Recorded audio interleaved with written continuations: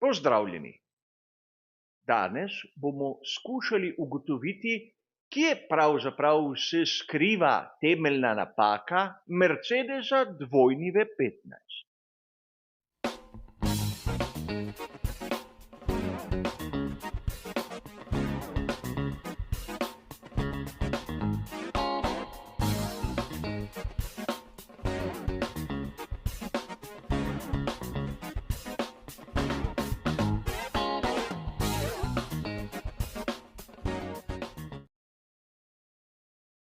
Marsikdo izmed nas navdušencev je razočaran nad tistim, kar so pokazali pri tovarniški ekipi Mercedes. In verjetno večina izmed nas se je začela spraševati, zakaj je Mercedes dvojni V15 tako počasen, tako pod pričakovanji. Namreč videli smo, na primer pri Ferrariju, da so v zimskem premoru opravili odlično delo.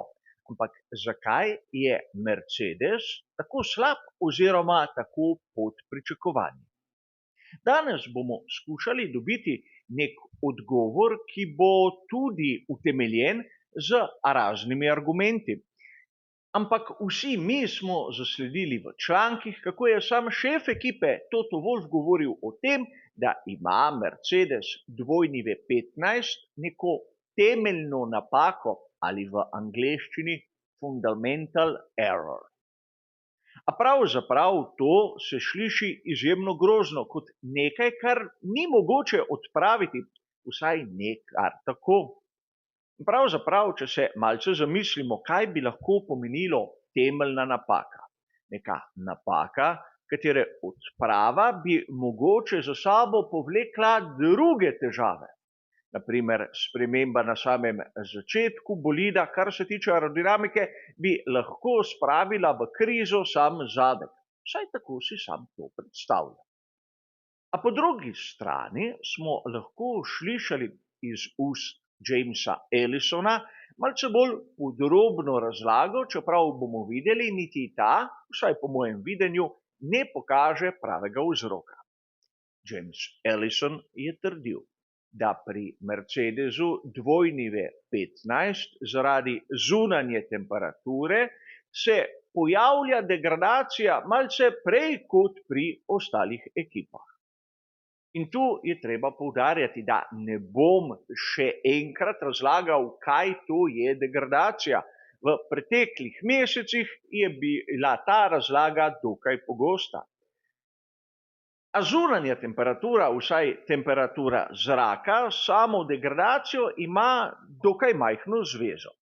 Namreč na svetovnem prvenstvu Formule 1 se lahko temperature zraka gibljejo nekje med 20 in 40 stopinj Celzija. Ampak bistveno je, vsaj pri degradaciji, naprimer temperatura asfalta oziroma energija, ki jo sam bolid vloži v pnevmatiko.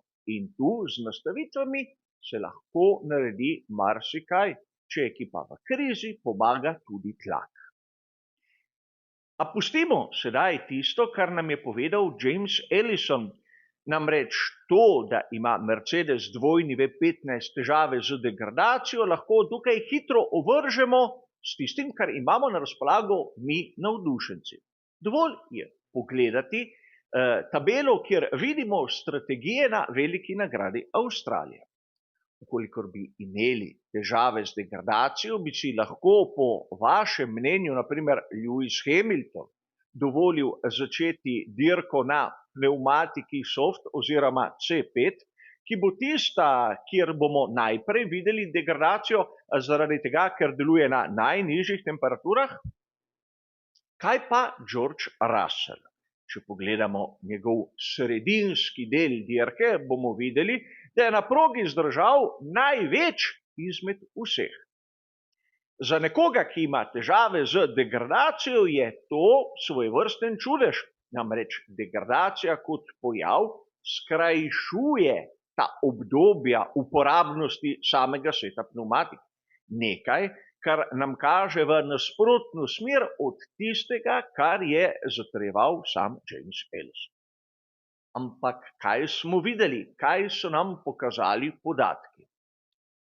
In tu je treba poudariti, da imamo neko veliko odstopanje, kar se tiče splošnih pokazateljev prav pri tovarniški ekipi Mercedes. In govorimo o končnih hitrostih. In tu, kot običajno, si bomo pomagali malce z maketo. Tokrat seveda Mercedes W10, ker modela W15 nimam na razpolago. Končna hitrost je seveda odvisna od mnogih faktorjev, ampak poglavitni so zračni upor, ki nekako se upira tistemu pospeševanju samega bolida, moč pogonskega sklopa in konec koncev tudi razmerje prestav v samem menjalniku.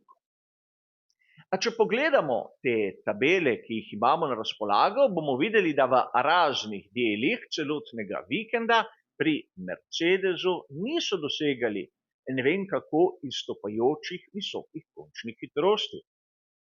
In sedaj, ko smo ugotovili, da pravzaprav pri Mercedesu nekaj ni v redu in če je to vezano morda na temperaturo zraka, se lahko začnemo spraševati, kje je ta hiba, ta temeljna napaka, o kateri je govoril Toto Wolff. In če pogledamo izjemno zanimivo primerjavo telemetrij, bomo mogoče dobili tudi pravi odgovor. Na tem grafu lahko vidimo primerjavo prav iz velike nagrade Avstralije, iz prvega prostega treninga in seveda Mercedesa W14 in W15. Torej, govorimo o preskoku sezone med letoma 2023 in 2024. Logično je, da letošnji bolid je hitrejši od lanskega, ampak če pogledamo tisti del grafa, ki nam kaže tako imenovano delto ali razliko, bomo videli, da na začetku v prvem sektorju in v tretjem je ta krivulja dokaj položna. Torej, na začetku v prvem in na koncu v tretjem sektorju razlika med lanskim in letošnjim bolidom ni tako velika. In če pogledamo tisto krivuljo same hitrosti, bomo ugotovili, da Mercedes W15 res ne dosega tistega, kar bi pričakovali še lani. Torej, tu sedaj se lahko začnemo spraševati, zakaj. In graf nam ponuja tudi odgovor. Namreč vidimo lahko, da položaj plina v obeh primerih je primerljiv. O enakosti, popolnem sovpadanju ne moremo govoriti. Po drugi strani tudi na območju zavor vidimo isto. A pravzaprav, če si ogledamo tisti graf, ki nam kaže število vrtljajev motorja z notranjim izgorevanjem, bomo videli kar lepo odstopanje. Torej, kljub temu, da ima voznik pritisnjen stopalko za plin do konca, enostavno ne doseže tistega režima. In tu je zopet možno, da vpliva nekaj izmed prej naštetih teorij, visok zračni upor, ki ne dovoli bolidu, da bi dosegel režim na nekako krajši ravnini, prestavno razmerje, ki zopet ne dovoli, da bi bolid prišel v tisti režim, ali pa zadnja točka, da je sam motor z notranjim izgorevanjem oziroma elektronika tako nastavljena, da pravzaprav ne more posegati v tako visoke režime. In zakaj poudarjam ta zadnji del? Predvsem zato, ker je James Ellison na začetku dejal, da pravzaprav je bolid izjemno natančen, kar se tiče temperature zraka. Ampak temperatura zraka kot taka ne vpliva tako na same pnevmatike. Seveda jih hladi, ampak zaradi 20 stopinj Celzija razlike na ravnini pnevmatika, kjer se temperatura giblje okrog 100 stopinj Celzija, ne bo toliko trpela. Temperatura zraka lahko vpliva na samo hlajenje pogonskega sklopa. Mnogokrat sem že izrazil svojo teorijo, da je napaka, ta temeljna težava Mercedesa, nekje pod pokrovom pogonskega sklopa. Da se tu nabira kot nek zračni žep pri visokih hitrostih in preprečuje idealno hlajenje. Seveda, v arabskem svetu, v Avstraliji, je zrak že tako ali drugače toplejši in se ta napaka potencira. Ker v ekipi Mercedes si ne morejo kar tako privoščiti, da bi nekako tu povečali, izrezali nove hladilne reže, je nekako jasno, da morajo znižati režim vrtenja. S tem preprečujejo pregrevanje. In verjetno vsakdo se je sedaj spomnil, zakaj je odstopil Lewis Hamilton.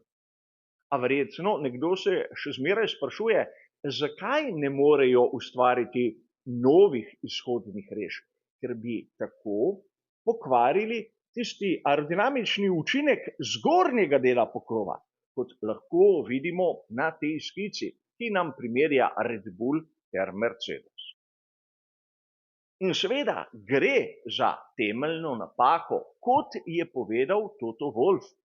Gre za to, da je dvojni V15 izjemno občutljiv na zunanjo temperaturo zraka.